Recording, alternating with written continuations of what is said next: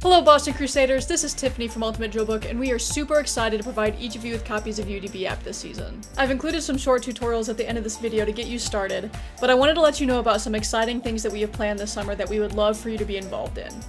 First, we're going to have a summer full of giveaways that begin on the first of every month starting in May. Check out ultimatedrillbook.com/DCI to take part in these summer events and to win some free UDB gear. Next, connect with us on social media through Instagram, Facebook, and Twitter, and let us know how your season's going. Tell us how UDB is helping you learn your show, and let us know what you want to see in future versions of UDBapp. Lastly, many of you are teaching bands across the country in the off-season, and we'd love to welcome all of them into the UDB family.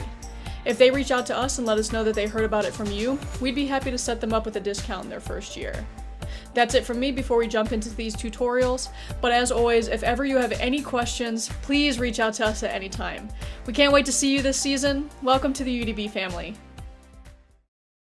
We're going to go over how to make the most of UDBapp's features in a rehearsal setting. So choose your song and choose your performer. Click Done. We're brought into the UDB field, and the first thing that I'm going to do before I even learn any drill is just take a look at the animation. Take a look at the first couple pages and kind of see what's going on.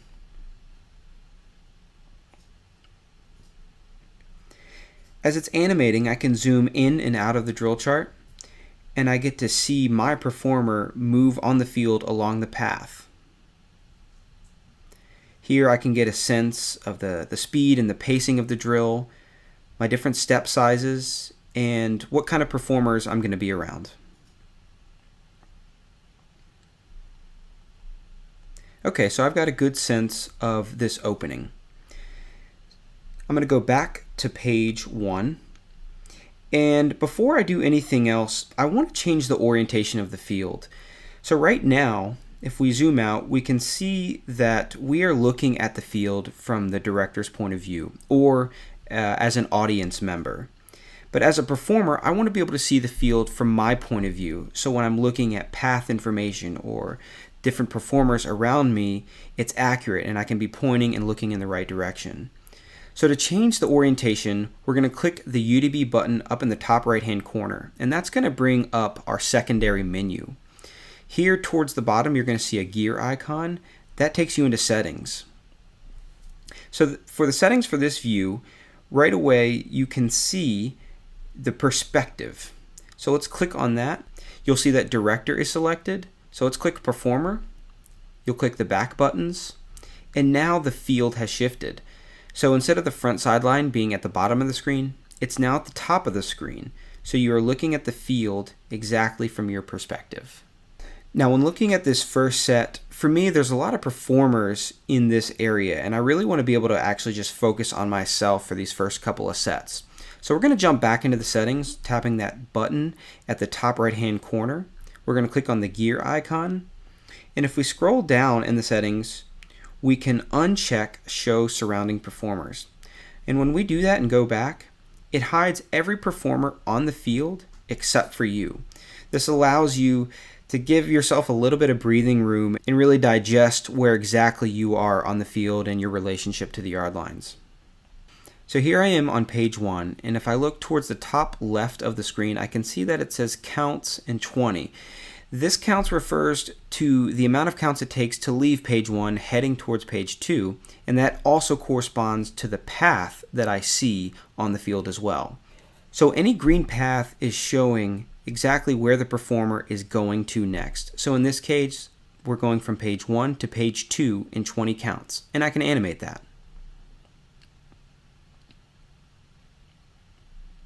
You'll notice when I stop the animation, it brings us into counts view. So you can see that from page 1 to 2, we've stopped on count 13 of 20. You'll also see that the coordinate in the top right hand corner is yellow. That signifies that it is telling you the coordinate for exactly where you are on that count.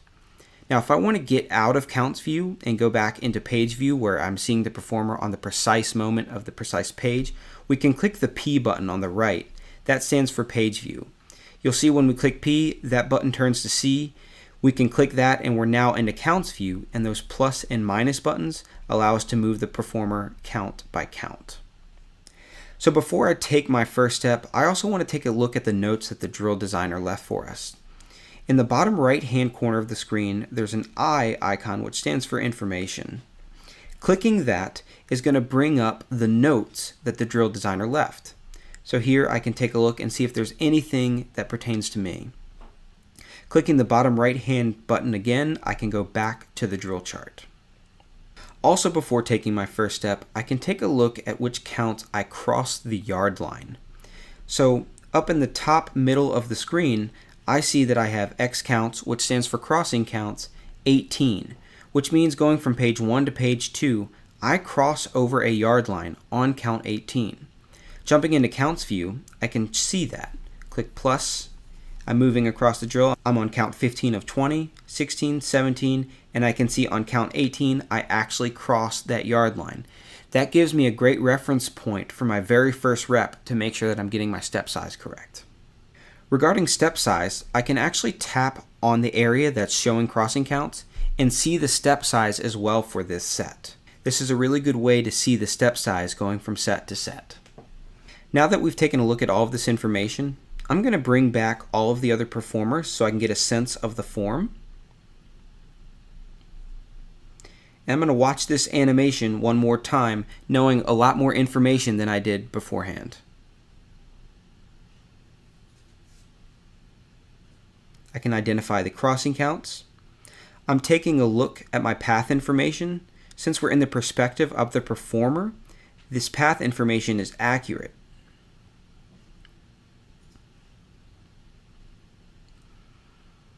Seeing the labels on the field allows me to see what instruments I'm around, what other performers are near me. The step size is helping me to identify the energy changes required to complete the drill set. And now I'm ready for my first rep, having a lot of information to prep me for it. So now, before I've even done the first rep, I know a lot of information regarding notes from the drill designer. I understand how many counts it takes to move to the next step. I know what counts I'm crossing the yard line. I know my step size, and I can identify the shape and the surrounding performers using the animation. One of the things that really helps us march the set accurately is to find midpoints. A midpoint is where you'll be halfway through a drill set. To find a midpoint, we can go into counts view and we can see that this is a 20 count set. So I'm going to go ahead and plus forward to count 10. You'll notice that the coordinate up in the top right hand corner has updated, and it's letting me see exactly where I am halfway through this set. I can also tap the coordinate, and that's going to bring down a coordinate sheet that shows me every single count of this set. So I can also go to count 10 just by tapping on it. Or if there's a specific count that I want to see, I can tap on that count and it's going to bring me right to that spot. If you get to a set of drill where you hold and you perhaps have some body movements or some choreography, this is a great opportunity to use the notes feature in UDBapp to take some personal notes to remind yourself of those moves. Clicking the bottom right hand corner icon, the little eye, it's going to take us into the notes for designers. The button at the very top above the plus button toggles between the notes that the designer left for us and our personal notes. So clicking that button switches between those two. Now, of course, you won't see any notes in your personal notes until you add them, so let's do that now. So let's pretend that we have a body move here on page 10. Clicking the button with the little pencil is going to bring us into the edit mode, and it's going to bring up some tools that we can use to make some notes. In this example, I want to add some text. I'll click the text button, and I'll click the text add button, and it's going to prompt me to add any note that I want. When I've typed the text that I want, I click OK, and it adds it to the canvas. I can move this text around anywhere that I want just by holding it and dragging it. And if I want to change the color, I'll tap in this area up here, and I can change it to any of the available colors here. I can even change the opacity of it if I want to put it over something else. In this case, I'll keep it at 100%. When I'm done editing, I'll click the check mark in the bottom right hand corner. Perhaps I want to add a shape as well. I'm going to go into the shape editor, and I'm going to click Add Shape, and I'll choose a square. Now I have a square that I can move around or resize. In this case, I'll put it around my text. I'd like these lines to be a little thinner, so I'll click on this button right here, and I'll make the line a little bit thinner, and I'll click the check mark to save it. The last thing I'd like to do is draw a little picture of the shape to show exactly where I am. I'll click the paintbrush up in the top. I'll draw my shape with my finger, and I'd like to change the color. I'll change it to blue, and I'll click the check mark to save. Now I have personal notes for page 10 that will be saved here, and I can reference them at any time. Now that I'm done with the notes, I'll click the check mark in the bottom right hand corner. It saves it, and you'll notice if we click that toggle above the plus button now, we can see the designer notes and we can see our individual notes. So this is a great way for you to mark down any little things like body moves, or who you are addressing to, or which drum major you should be watching, or who you should be listening to. This is a great place to keep all of that information for quick reference. To get back to the drill chart, you're going to click the bottom right hand button, which shows the path information that refers that you're going back to the UDB view. We'll take a look at a couple of settings that might help you in your drill learning and cleaning process. Tapping the button in the top right hand corner is going to bring us into that secondary menu again. We'll click the gear icon, and you'll notice the very first setting allows us to change the song. As a performer, you can change who you are if you'd like to do that. Scrolling down a little bit, we've got the option to round our coordinate sheet. So if you tap into that, you'll see that this allows us to choose how precise or how general we'd like the coordinate to be. So for example, your band may decide to learn from the half-step coordinate resolution when learning drill. This is more of a general guideline. And then as you move throughout the season, maybe you want to get very precise with that coordinate. You can come in here to coordinate sheet rounding. For example, let's choose 10th step. And you'll notice when we go back to the drill, all of the coordinates have been re-rounded to the 10th step. So this allows you to dynamically change the information that you're using as you learn and clean drill throughout the season. Let's go back into the settings. You can increase your symbol size. Makes it a lot easier to see your symbol. So when you zoom out on the drill chart, you can still see exactly where you are.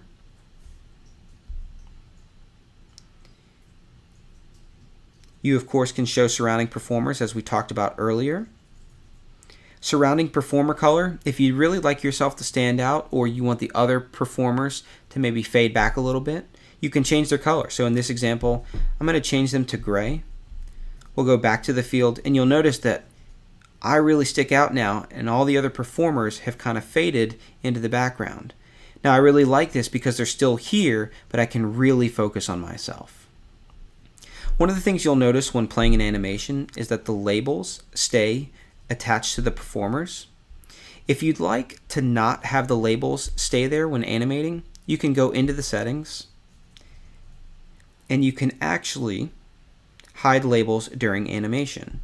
So if we check that, we go back, click play, you'll notice that the labels disappear only while you're animating.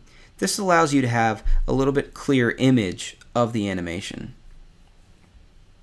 The last thing we'll look at by going back into the settings and scrolling all the way down to the bottom is audio playback. If you want to keep the sound on your device on, but you don't want to hear the music every single time you animate, you can just turn this off, and when you play, no audio will play as well. And finally, the last thing that we'll talk about is the creation of custom views. So you'll notice that any time we're looking at the drill chart, you as a performer are selected. But perhaps you want a view where you're not selected, and maybe you want to be able to quickly look at the field from the perspective of a director. Tapping the button in the top right hand corner, bringing up that secondary menu, you'll notice right below the UDB logo we have two options to add views. So if we click one of those, it's going to ask us to choose an icon for our new settings. So in this case, I'll choose the flag. And now we have a completely new custom view. Now what this allows us to do is to switch between different views with different preferences with just a tap of a button. If we go to that custom view by tapping the top right hand corner button and clicking on our new icon with the flag, you'll notice that no performer is selected. The cool thing is that you can tap on any performer and get their information. If you want to deselect a performer, you just tap away. It's very easy to tap performers and see everything that you need to know. So maybe you need to help someone else, or maybe you're being helped and you can access anyone's information with just a tap of a button.